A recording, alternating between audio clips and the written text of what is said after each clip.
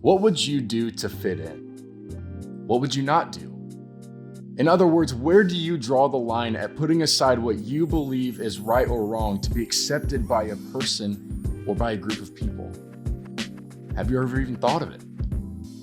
Well, whether or not you have an answer to those questions, I'm going to challenge you to lean in over the next few minutes and see what this will spark inside of you. 1 Corinthians chapter 9, verses 24 through 25 says, "Do you not know that in a race all runners run, but only one gets the prize? Run in such a way as to get the prize. Everyone who competes in the games goes into strict training. They do it to get a crown that will not last, but we do it to get a crown that will last forever." What is your prize? What are you chasing? Are you chasing after acceptance and approval from others? Are you seeking love from others because you feel overlooked at home? Are you just trying to escape the pains of this world? And what are you doing to get there?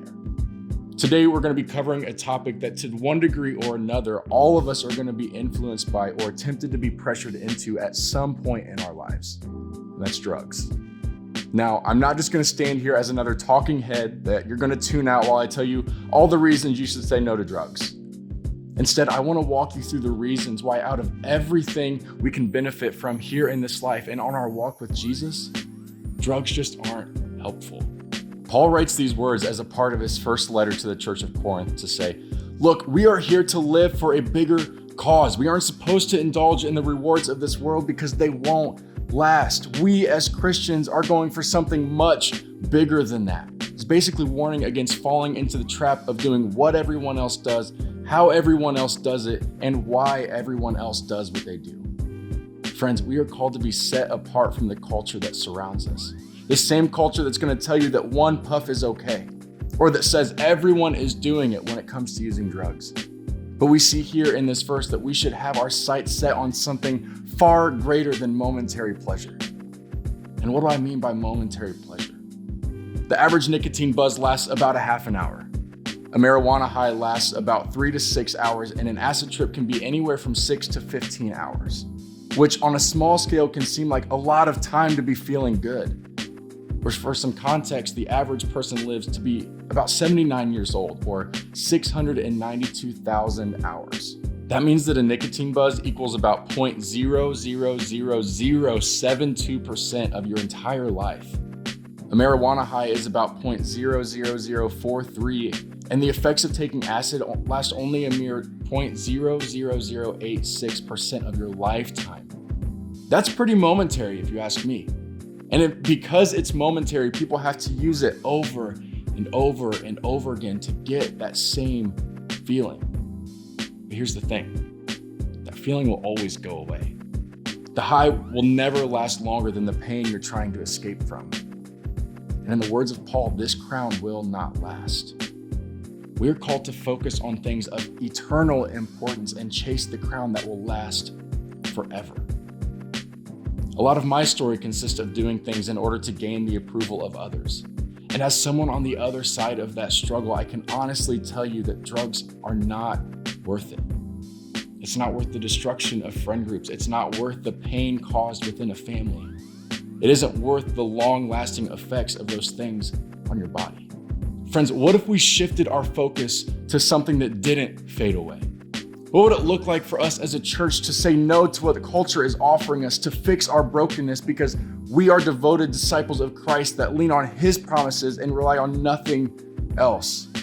This is a conversation that you need to be ready to have. This isn't something that you can wait to decide on later. You have to decide now where your healing is going to come from.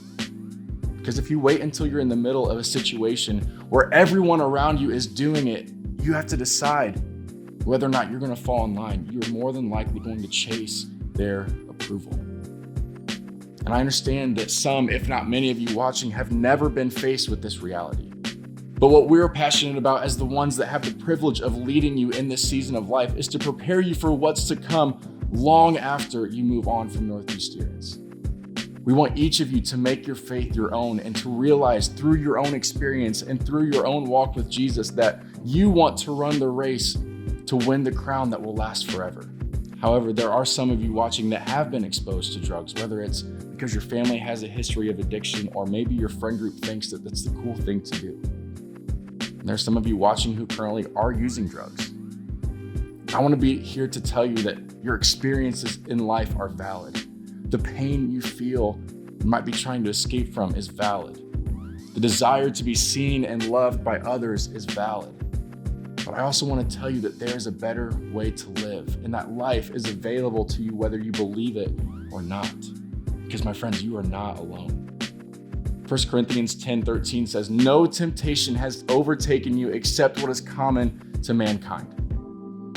Jesus sees you and understands the heartache that you've experienced in your life. There are others around you that have fought the same battles that you have, and you may not even know it unless you have a conversation about it. The enemy wants nothing more for you than to feel like you're alone in your sin and in your addictions. And he wants you to feel the shame to the point of thinking that you cannot choose to live a different way.